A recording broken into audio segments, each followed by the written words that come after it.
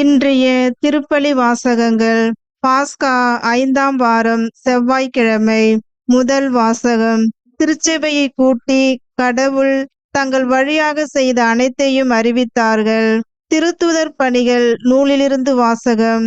அதிகாரம் 14, இறை வார்த்தைகள் 19 முதல் 28 முடிய. அந்நாள்களில் அந்தியோக்கியாவிலிருந்தும் இக்கோனியாவிலிருந்தும் யூதர்கள் வந்து மக்களை தூண்டிவிட்டு பவுல் மேல் கல் எறிந்தார்கள். அவர் இறந்து விட்டார் என்று எண்ணி நகருக்கு வெளியே அவரை இழுத்து போட்டார்கள். சீடர்கள் அவரை சூழ்ந்து நின்றபோது அவர் எழுந்து நகரினுள் சென்றார். மறுநாள் அவர் பர்னாபாவுடன் தெர்பைக்கு புறப்பட்டு சென்றார். அந்த நகரில் அவர்கள் நற்செய்தி அறிவித்து பலரை சீடராக்கிய பின் லிஸ்திரா, இக்கோனியா, அந்தியோக்கியா ஆகிய நகரங்களுக்கு திரும்பி வந்தார்கள்.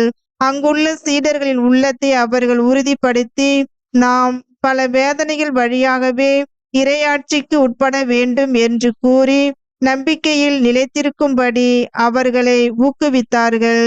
அவர்கள் ஒவ்வொரு திருச்சபையிலும் மூப்பர்களை தேர்ந்தெடுத்து நோன்பிருந்து இறைவனிடம் வேண்டி தாங்கள் நம்பிக்கை கொண்டிருந்த ஆண்டவரிடம் அவர்களை ஒப்படைத்தார்கள்.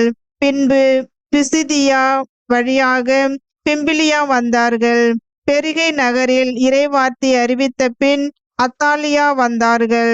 அங்கிருந்து கப்பல் ஏறி அந்தியோக்கியா வந்தார்கள்.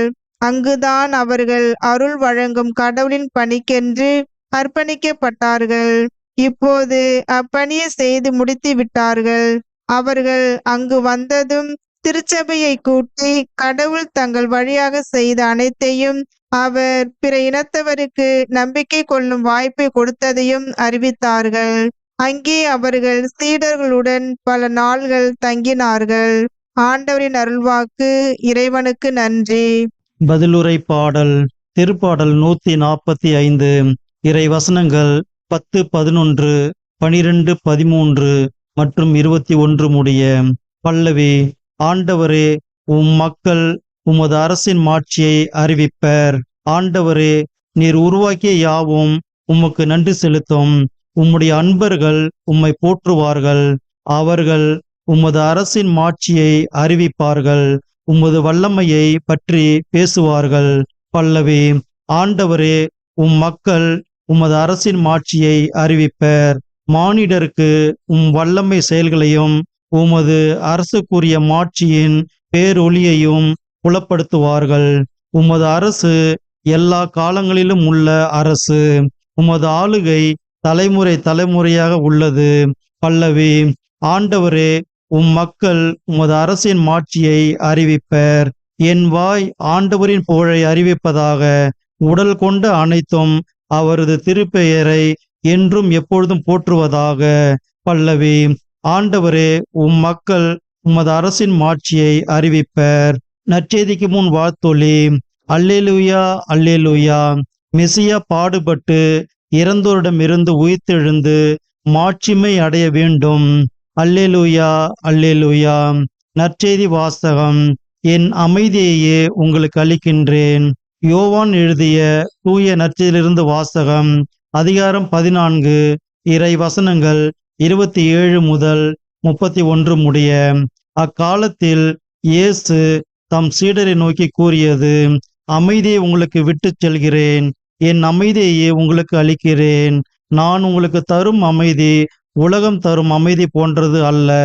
நீங்கள் உள்ளம் கலங்க வேண்டாம், மருள வேண்டாம். நான் போகிறேன், பின் உங்களிடம் திரும்பி வருவேன் என்று நான் உங்களிடம் சொன்னதை கேட்டீர்களே. நீங்கள் என் மீது அன்பு கொண்டிருந்தால் நான் தந்தையிடம் செல்வது பற்றி மகிழ்ச்சி அடைவீர்கள். ஏனெனில் தந்தை என்னை விட பெரியவர். இவை நிகழும்போது நீங்கள் நம்புமாறு இப்போதே இவை நிகழும் முன்பே சொல்லிவிட்டேன். இனி நான் உங்களோடு மிகுதியாக பேசப் போவதில்லை. ஏனெனில் இவ்வுலகின் தலைவன் வந்து கொண்டிருக்கிறான். அவனுக்கு என்மேல் அதிகாரம் இல்லை. ஆனால் நான் தந்தை மீது அன்பு கொண்டுள்ளேன் என்பதையும் அவர் எனக்கு கட்டளையிட்டபடி செயல்படுகிறேன் என்பதையும் உலகு தெரிந்து கொள்ள வேண்டும். ஆண்டவரின் அருள்வாக்கு. கிறிஸ்துவே உமக்கு புகழ்.